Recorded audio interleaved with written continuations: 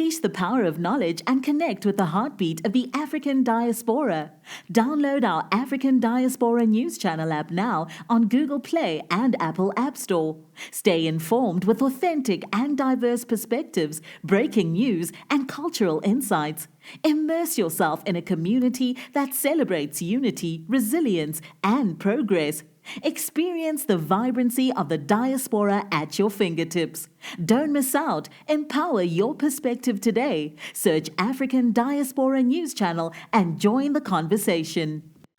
If I see one more video of a Black child in school being profiled based off of their Blackness, because white people cannot fathom that there's no monolithic way of being Black, and it comes in many shapes, forms, dimensions, hair textures, hairstyles, I will lose it. Because why is BYU Hawaii frustrating a Black student just because he can't be white, just because he doesn't conform to the white standards of what is neat and what is acceptable? You lay the rules, you allow the student to come to school, and then one day he gets racially profiled, and what? Now you want him out of your school? No, child, we need to talk. BYU dorms have chaperones who enforce curfew and visitor rules for residents. Kanan had been living in one of these dorms for a few months when he was approached by a chaperone and made to produce his student ID in order to prove that he was a student at the university. This is a classic example of racial profiling because your average white student at BYU is not going to have to prove that they're a student of the university, especially if they're on their way to their dorm room. The chaperone then told him that he needed to cut all of his locks off in order to adhere to BYU rules. There's no rule that prohibits having locks, and when Kanan refused this, he was reported to administration. Since then, BYU Hawaii administration has been trying to quietly force Kanan to cut his locks in order to conform to these unwritten rules that apply to Black students at BYU. Kanan spoke with people in the Honor Code office and the vice president of student life at BYU Hawaii, and they told him that he had to comply because they were entitled to have these rules, and that it would be unfair to other students who couldn't have long hair. Hello there, how are you doing? Welcome to another episode of our conversations. My name is Indira Ganga. I'm a business journalist by profession and a digital content creator. I love coming on here, having conversations with you guys about Black people, Africans, our empowerment, and how we can rise up and take our rightful place at the global stage. If you're new to the channel, welcome. If you're a returning subscriber, kindly give this video a thumbs up because you'll see why in a short while. I bumped into a video on Twitter that really broke my heart because it was showing a student. I'll just read out the tweet that it said, BYU Hawaii, a religious-based college founded by the LDS Church, comes into the spotlight of a racial profiling of a Black student. Now, this student was going about his day, minding his business, living his life as a Black student. And he got stopped by one of the officials at campus and said, "Can I see your ID?" How did I get in here? Racial profiling, ding, ding, ding, ding, ding. But it's too early to reach that conclusion, right? Stay with me, you'll see. After he asks for his ID, the student provides the ID, they check the ID, then, oh, how dare a Black person gain entry into our college? Okay, fair enough, you're a student, but let me look for one more thing that I can use to cause problems to you because people like you do not belong here. Then he saw the student's hair, and the problem was that the student had dreadlocks, and they said that the dreadlocks do not adhere to the appearance and code of conduct of the school. Now, when I started, I mentioned that it's a religious institution. I get it that they have rules, they have engagements, it's very strict, but the student had not broken any because if you read their rules, it says that you have to be neat, get a good trim, just look presentable, look neat, get a good trim, ensure your hair looks good, be presentable, which the young man was. But because he had dreadlocks that these people did not deem as presentable, as neat, they began frustrating him and are even trying to expel him. And I want us to discuss this from the larger context where people always want Black people to look the same. It's almost like there's a monolithic aesthetic for a Black man, an acceptable Black man. An acceptable Black man is of a certain height, of a certain shade, comes from a certain place, speaks in a certain accent, went to certain schools, looks a certain type of way, works certain jobs. That's when you earn trust. That's when you earn respect. You just don't earn these things because you're a human being. You just don't earn them just by existing. Black people have to jump through hoops to be able to exist. And that is a very dangerous narrative, because that monolithic representation of Black people is an attempt to erase Black culture. Black hair comes in different forms and textures. There are people who have black hair that cannot even braid it because of how soft and how tender it is. There are people who have black hair that is type 4C hair. There are people who have long curly black hair. There are people who have short black hair. Black people come in different shapes, forms, and sizes. Black people have different ways of expressing themselves.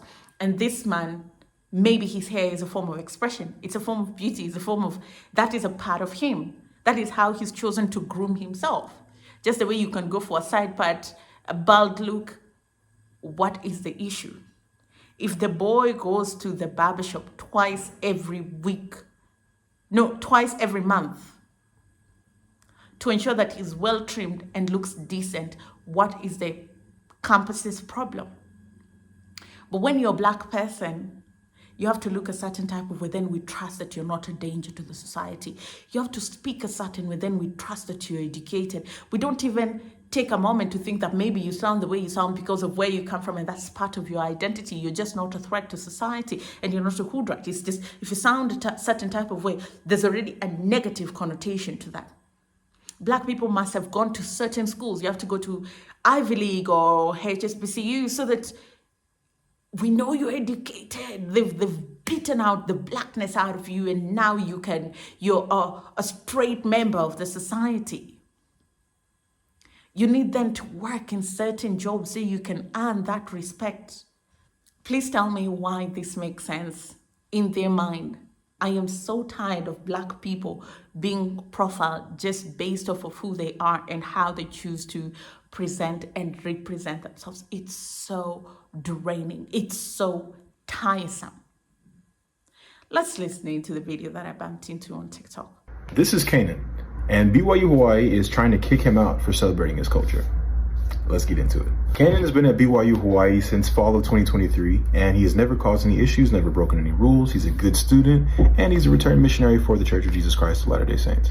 In spite of all of this, Kanan's enrollment is still under threat because of the color of his skin and because of his desire to celebrate his heritage as an Afro-Guyanese man. Now, before we get into the story, you should know that BYU has what's called an honor code, which is basically a code of morals or ethics that students are expected to follow in order to remain students at the university.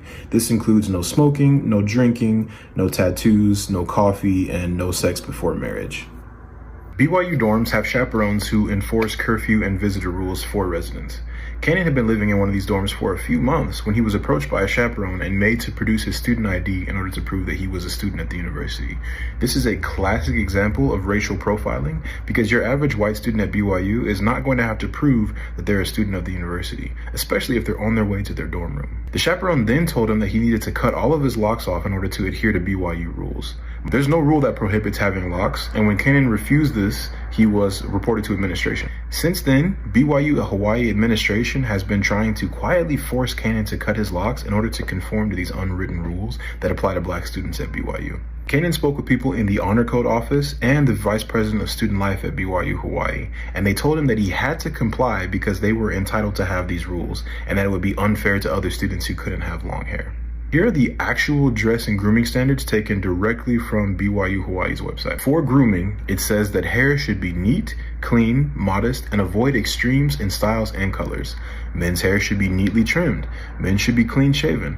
If worn, mustaches should be neatly trimmed. Kanan visits a loctician monthly to keep his locks neat and clean, and he visits a barber twice a month in order to make sure that he is well groomed at all times. He is 100% within his rights to keep his locks, and administration knows this. That's why they've been using some pretty shady tactics to try and get him to cut his hair. At first, he was told that his appearance was a distraction, but then they dialed it back and said it was just the length that was the problem, and that was distracting students.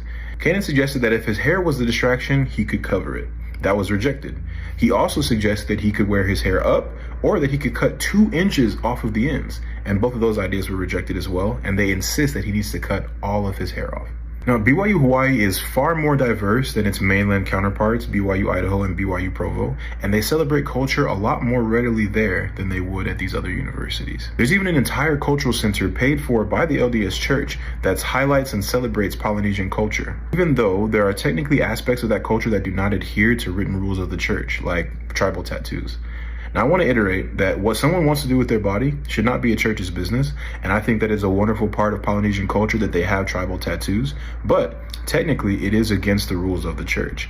Here's a photo taken directly from the church's website that talks about how tattoos are discouraged by prophets. When Kanan pointed out that his locks were a representation of his culture as an Afro-Guyanese man, he was told that they had been patient with him up to this point, but now he was trying to push his own agenda and be defiant. This is the vice president of student life at BYU Hawaii. His name is Jonathan Kalaonalani Kao, and he has some crazy stuff to say about this situation. To kick it off, he told Kanan that dress and grooming standards at the university needed to be adhered to regardless of culture. When Kanan pointed out the obvious double standard here, then he was told that the appearance standards would be more strict depending on someone's genetics. That's crazy. I'm not even sure if that qualifies as a dog whistle because it's so blatant, but if it is a dog whistle, that's a St. Bernard, Great Dane, Irish Wolfhound type of whistle. That's a wolf whistle at this point. To say that rules apply to people differently based on their genetics, and you're talking to a black man? Come on, Jonathan. Finally, that vice president told Kanan that he would not be allowed to remain a part of the BYU Hawaii community unless he cut all of his hair off. Keep in mind that there is no written rule against having locks or long hair. This is a clear example of a religious university using its power and privatized status to discriminate against people with certain genetics. When Black Ministers heard about this, we had to say something because we will not stand for discrimination in any form. We will not stand for racism in any form. And we want Kanan to be able to remain at BYU Hawaii and get the education that he is owed. All of those who are threatening Kanan's education simply because he chooses to celebrate his culture by wearing locks need to be held accountable, and this should not be gotten away with. Please share this video and tag BYU Hawaii in every social media platform that you have, because this is flat out discrimination and it should not be tolerated. Well, thank you so much for watching. Let me know what your experience is as a Black person with these types of profiling, and do you think this was profiling and the school is being unfair to the students? I'll see you again next time.